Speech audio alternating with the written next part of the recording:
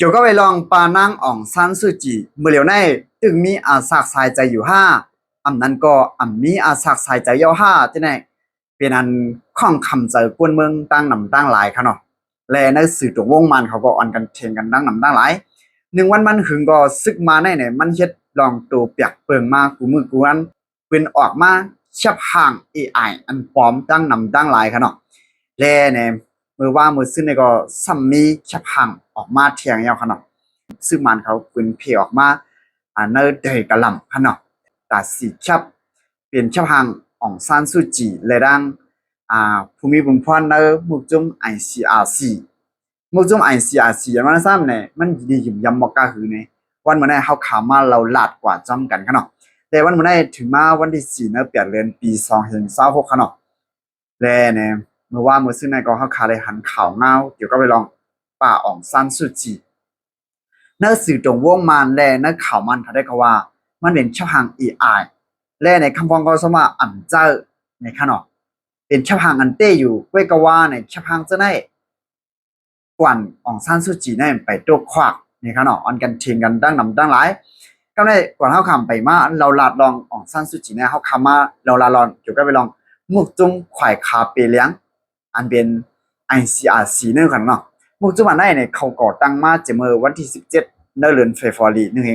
1863และต่อถึงเร็วก็ป้องมันเป็นมีอยู่1863ปีแล้วค่ะเนาะทีเมืองอันเขาก่อตั้งได้แต่ก็จะเป็นทีเมืองสวิตเซอร์แลนด์ค่ะเนาะเป้าหมายได้เขาได้ก็จะเป็นจึงคือล่ะเนี่ยหมายนึงได้ก็ใจแถมก้นทบเพปังตึกหมาย2ได้เนี่ยจะเป็นใจแถมพวนหมัดเจ็บเนื้อปังตึกและพวนมีติเบิงอีกนั่นค่ะเนาะและพวนถูกกุมขังตัวอาจจะเนี่ยเขาไปใจแถมที่แลก็ย่อเยี่ยมรู้ด้วยถึงบ้านเนี่ยและข้อหมาย3ได้ก็จะเป็นปกป้องส่วนใดส่วนเปลี่ยนก้นจากกว่านั่นขนาดเนาะอันนี้จะเป็นเยี่ยงอ่านเป้าหมายมุกจุ่ม ICRC เขานั่นขนาดนะและเนี่ยมุกจุ่ม ICRC เขานั่นซ้ำเนี่ยเขาว่าเขาได้ควบทบกันตั้งอ่องซานซูจีก็ว่าเนี่ยมีลิกเลขบิ๊กไม้ข่ายขาไปเลียงเขาเก้เหมือนเขาปืนเผาไว้นั่นค่ะนะก็ว่าในหันแค่พังอันซึ่งมันเขาปืนเผาออกมาอันเขาดึกเอาล่วงไว้นะ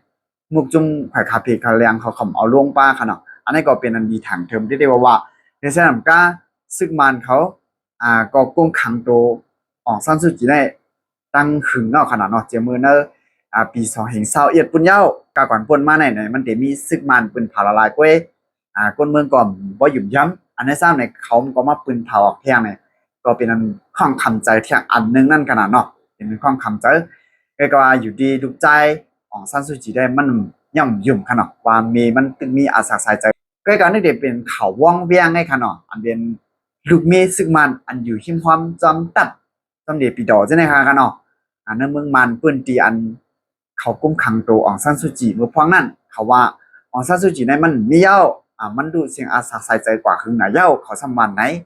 แลเนี่ย1 วันหึงก็ซ้ำมีลองเปียกเปลืองมากกูมือกูวันแลแค่ห่างอันในซ้ำเนี่ยพี่น้องเขาจ้ำวนด้วยค่ะลูกเนาะกาปานเทคโนโลยีขึ้นอย่างเหมือนสมบัตินายเนี่ยแค่ห่างมันซ้ำเจียงดีเสียมกามันเว้าได้เดียวว่าเนาะมันเว้ามันหันดีขมมือยิบมือกันจังได๋สังเนี่ยก็หันดีค่ะเนาะ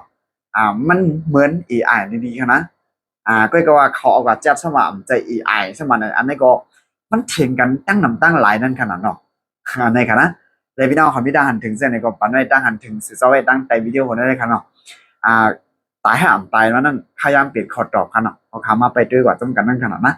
ลองสึกซิมมันมีในเมืองกลค่ะเนาะเอาค่ะมาสึมตั้งหมดตามเสียงค่ะเก็บสุกปุนเพขาวหยอดอิน